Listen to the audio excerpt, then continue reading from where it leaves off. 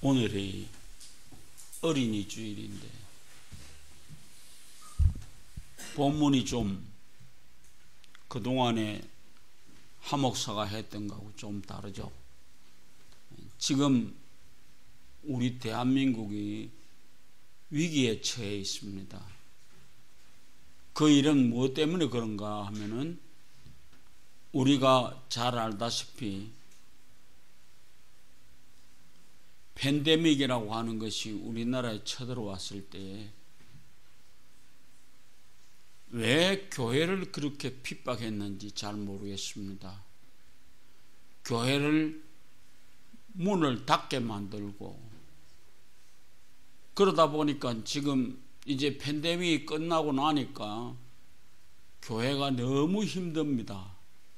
그래서 우리 교회는 어려움 없이 예배를 드리고 있었는데 큰 교회들은 예배를 마음대로 드리지 못했기 때문에 많은 젊은 청년들이 교회를 떠났습니다. 왜 떠났느냐? 그동안에는 교회만 가서 예배를 드려야 되는 줄 알았는데 아이고 텔레비로 예배를 드려도 되는구나 라고 하는 것이 그들에게 와져 있었던 얘기입니다. 그래서 제가 오늘 이 요나서를 택하면서 하나 경고성 얘기가 우리에게 와서 닿습니다. 오늘 이 요나가 하나님의 명령을 받았습니다. 큰 성읍 다시스로 가서 니느웨로 가서 그들에게 왜 이렇게 되어야 되는가라고 하는 것을 전해라라고 하는 얘기를 했습니다.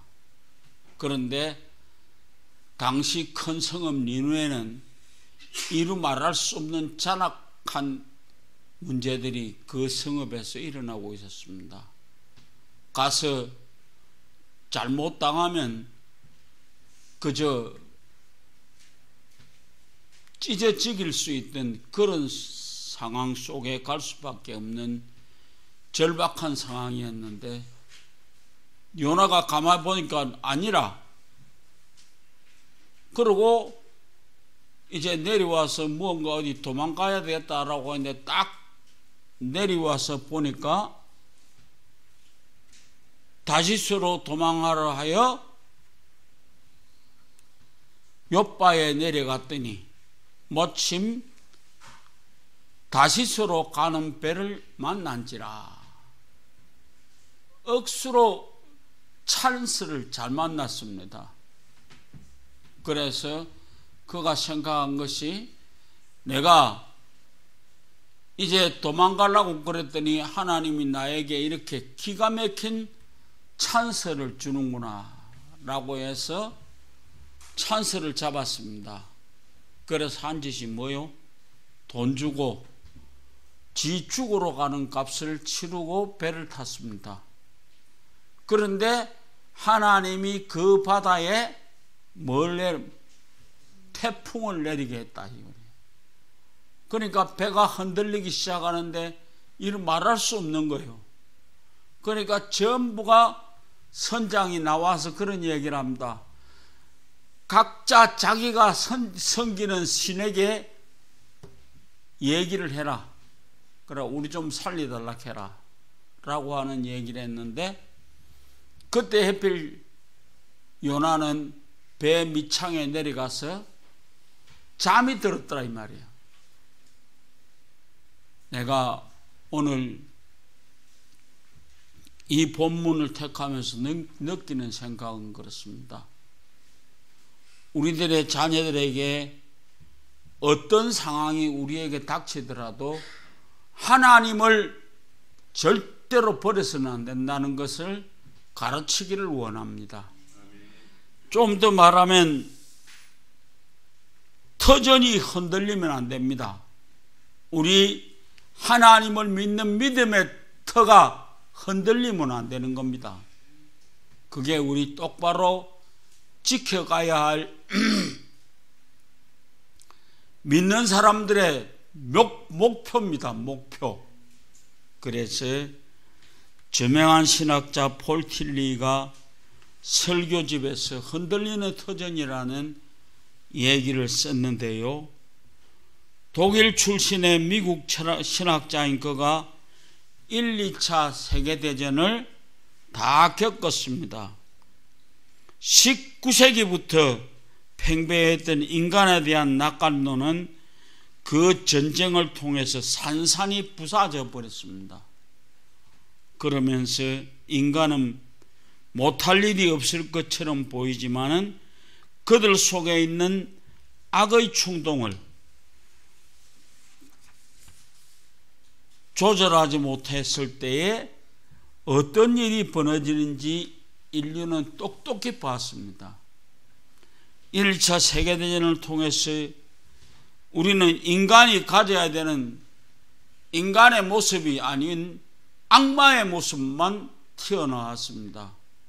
그래서 전 세계에서 그야말로 악마의 모습 속에서 살아갈 수밖에 없는 그들은 다시 한번 생각합니다. 폴 틸리는 우리의 삶의 영원한 토대이신 하나님에 주목하게 되었다. 폴 틸리 신학자가 가지는 생각은 이 모든 것이 무너져가는 이 세상 속에서 내가 할 수 있는 얘기는 하나님을 향하는 터전은 흔들리지 말아야 되겠다라고 하는 것을 얘기를 합니다. 삶은 유한하고 불안한 감이 점차 정대하고 있지만 인간의 터전이 되시는 하나님을 마음에 뿌리를 내리고 있는 한 우리는 거뜬히 살아갈 수 있습니다. 잘 기억하십시오. 우리는 흔들리면 안 됩니다. 지금 이 대한민국이 흔들리고 있는 이유가 뭐냐? 이런 코로나19 앞에 벌벌 떨고 19 앞에 우리가 꼼짝달싹을 못하던 우리들이 이제 와서 생각해 보면 아니구나. 이제는 우리가 정신 차려야 될 때가 됐구나 라고 하는 생각을 가집니다. 흔들리는 터전 위에서 똑바른 생각 가지시기 바랍니다. 그 다음에 두 번째로 딜레마입니다. 살다 보면 마치 벼랑 끝에 선 것처럼 자신을 만난 것 같이 아찔함이 우리를 엄습할 때가 있습니다. 스스로 할 수 있는 일이 아무것도 없다고 느낄 때가 있습니다. 칼 야스퍼스는 질병, 죽음, 유한함이 각각 죄책처럼 우리가 임의로 처리할 수 없는 것들이 우리 속에 와서 한계 속에 있게 되었더라. 한계 상황은 분명히 고통스럽지만은 우리 인간은 실존적인 도약을 위해서 힘껏 살아야 된다라고 하는 겁니다. 다시 생각하십시오. 더 나은 사람이 될 수 있다는 얘기입니다. 전쟁의 공포가 우리 속에 밀어닥쳐 왔을 때에 또한 유사한 것이 있을지라도 오늘 우리는 정신 차리시기 바랍니다. 딜레마 속에 살면서 그 딜레마를 이길 수 있다라고 하는 자신이 가지고 사십시오. 더 이상 우리는 팬데믹 속에 살아서는 안 됩니다. 우리는 분명히 기억하십시오. 우리는 성경이 오늘 여기서 말하는 큰 성읍, 그 큰 성읍이 얼마만큼 위대한 것인지 모르지만은 그 큰 성읍이 이미 하나님 보시기에 끝난 도시가 되어져 있었다. 그래서 네가 가서 그 성읍을 바로 세워놓고 오너라, 이런 얘기를 했는데 겁이 난 요나는 거기에서 도망가기 바빴습니다. 그래서 도망가다가 결국 이 10절에 와보면은 그런 창피한 일이 없습니다. 야, 네가 어떻게 해서 너것이니 이렇게 되어졌는지 빨리 말해라. 네 어디서 왔으면 네 뭐하는 인간이냐 라고 물었을 때에 나는 히브리 사람이요 바다와 육지를 지으신 하늘의 하나님 여호와를 경외하는 자로다. 바로 불었습니다. 자기 자신이 무엇하는 사람이고 어떻게 되어서 여기에 왔는지를 분명히 바로 얘기를 했습니다. 여러분, 이번 이 팬데믹 속에서 우리는 그래도 자신 있게 살았습니다. 우리 교회는 한 번도 굽힘 없이 이렇게 살았습니다. 우리 장로님들도 자신 있게 일어섰습니다. 아무리 팬데믹이라고 할지라도 우리는 예배를 끝까지 드리겠노라고 멋있는 장로들하고 그 장로들 속에서 사는 목사가 힘을 얻었습니다. 다시 한번 기억하십시오. 우리는 마음대로 꼬꾸라졌을 때 가지는 일이 뭐냐? 다시스로 가는 배 밑창 속에 잠들어 있던 요나를 한번 생각해 보십시오. 얼마나 비참한 인간입니까? 하나님은 거기도 살아 계셨습니다.